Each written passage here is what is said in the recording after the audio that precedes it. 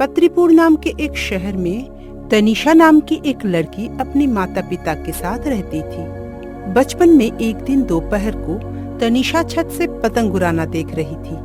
तभी उसकी माँ ने उसे आवाज लगाई, तनीषा बेटी, आओ खाना खा लो। हाँ माँ, आती हूँ। तुम ऊपर छत पर क्या कर रही हो? माँ, मैं पतंगबाजी देख रही हूँ। तुम भी आओ ना, देखो ना कितने सारे पतंग उड़ रहे हैं आसमान में। नहीं बेटी, मैं नहीं जाऊंगी, मुझे अभी बहुत काम है।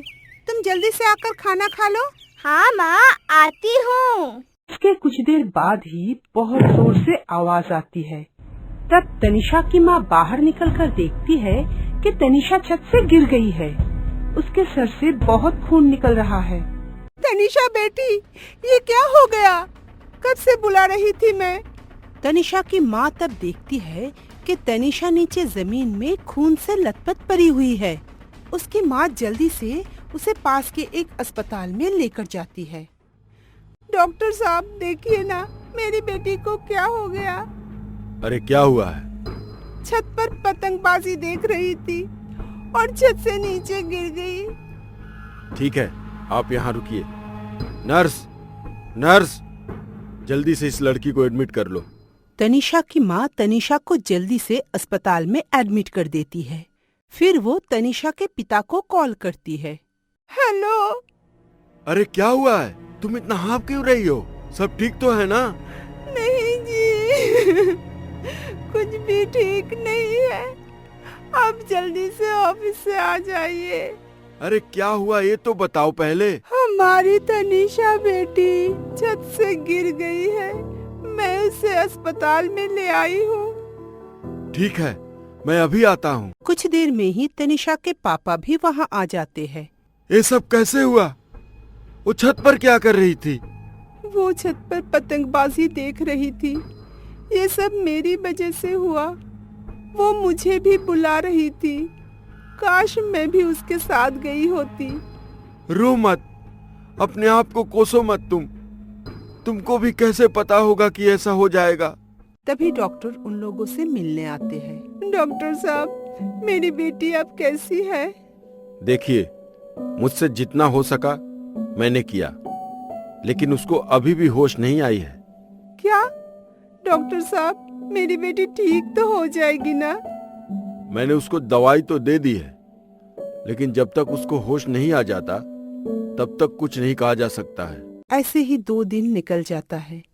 फिर तनीषा को होश आती है। माँ। बेटी, तुम्हारी माँ बाहर बैठी है। नर्स, जल्दी से इसके माता पिता को अंदर बुला कर लाओ। फिर तनीषा की माँ और पापा अंदर आते हैं। बेटी, माँ। बेटी तू कैसी है? तुझे कैसा महसूस हो रहा है बेटी? माँ, मैं ठीक हूँ, लेकिन माँ, मेरे सर में बहुत दर्द हो रहा है। देखिए, अभी आप लोग उससे इतनी ज्यादा बात मत करिए। अभी आप लोग बाहर जाकर बैठिए। वो लोग बाहर चले जाते हैं। कुछ दिनों के बाद तनीषा को छुट्टी मिल जाती है और उसके माता पिता उसको घर ले जाते हैं। सब कुछ ठीक ठाक ही चल रहा था। फिर एक दिन रात को, माँ, तुम सुबह से कितना काम करती हो, लाओ मैं तुम्हारी मदद कर देती हूँ। नहीं बेटी, तू रहने दे। अरे माँ, लाओ ना, मैं ये सारे बर्तन ठीक से रख देती हूँ। नहीं, तू छोड़, ये सारे कांच के बर्तन है, टूट जाएगी। नहीं माँ, कुछ नहीं होगा। ये बोलकर तनीषा जबरदस्ती अपनी माँ के हाथ से एक प्लेट लेती है और थोड़ा लापरवाही के वजह से वो प्लेट गिरकर टूट जाती है। ये क्या किया तूने? मैंने कहा था ना। उसकी माँ उसे बहुत डांटती है। तनीषा भी गुस्से में वहाँ से चली गई और जाकर सो गई। लेकिन देर रात को अचानक तनीषा नींद में चलना शुरू कर दिया और सीधा फ्रिज के पास जाकर उनमें रखा हुआ सारा खाना खा गई। सुबह फ्रिज खोलकर अंदर कोई भी खाना नहीं है देखकर उसकी माँ ने सोचा, अरे मैंने फ्रिज में कुछ खाना रखा था, कहाँ गई? और एक दिन फिर से किसी और कारण के लिए तनीषा को उसकी माँ ने खूब डांटा और उस रात भी फिर से तनीषा फ्रिज का सारा खाना खा गई। ऐसे ही दिन जाते गए और धीरे धीरे तनीषा की माँ को सब कुछ समझ में आ गई। तब उसकी माँ ने अपने पति से कहा, सुनिए जी, आपसे कुछ जरूरी बात करनी है। हाँ बोलो, क्या बात है? मैं जिस दिन भी किसी कारण से तनीषा के ऊपर चिल्लाती हूँ, उस दिन ही वो रात को नींद में उठकर घर का सारा खाना खा लेती है। अरे ये क्या बात हुई? अगर ऐसी बात है तो उसको अभी से डॉक्टर को दिखाना पड़ेगा। फिर वो लोग तनीषा को लेकर डॉक्टर के पास गए। डॉक्टर जांच करने के बाद कहता है, क्या तनीषा के सर पर कभी चोट लगी थी? हाँ डॉक्टर साहब, कुछ महीने पहले तनीषा छत से गिर गई थी। गिरने के कारण उसके सर पे बहुत गहरी चोट लगी थी और वो 2 दिन तक बेहोश थे। हाँ, सर पर चोट लगने से उसके अनकॉन्शियस माइंड से वो ये सब करती है। सुबह उसे ये सब याद भी नहीं रहता। मैं एक दवाई दे रहा हूँ, उस दवाई को कंटिन्यू करते रहना है। उस दिन से तनीषा वो दवाई हर रोज खाती रही और वो एकदम ठीक हो गई। फिर देखते देखते वो बड़ी हो गई और उसकी शादी की बात पक्की हो गई। तब उसकी माँ ने उसे कहा, देख बेटी, तू तो मेरी अच्छी बच्ची है ना, मेरी एक बात ध्यान रखना बेटी, अब तो तेरी शादी हो जाएगी। तुझे दवाई खाने की याद दिलाने के लिए तो वहाँ पर मैं नहीं रहूंगी ना, लेकिन तू याद करके दवाई लेते रहना। हाँ माँ, तुम बिल्कुल भी चिंता मत करो। फिर उसकी शादी हो जाती है। नई घर में जाते ही उसके ऊपर बहुत सारी जिम्मेदारी आ जाती है और वो काम की वजह से दवाई खाना भी भूल जाती है। फिर एक दिन, बहू, ओ बहू, मेरे और तेरे ससुर जी के लिए थोड़ी सी चाय तो दे जा। हाँ माँ जी, अभी लाती हूँ। वो चाय तो ले आई, लेकिन अपनी सास को जब वो चाय देने गई तब उसकी ही साड़ी में उसकी पैर फंस जाती है और सारा चाय उसके सास के ऊपर गिर जाती है। अरे बहू, तू कैसी चलती है? सारा का सारा गर्म चाय मेरे ऊपर गिरा दी। मुझे चाय पिला रही है या चाय से नहला रही है? मेरा तो हाथ ही जला दिया तूने। अपनी सास की बात सुनकर तनीषा को बहुत गुस्सा आया।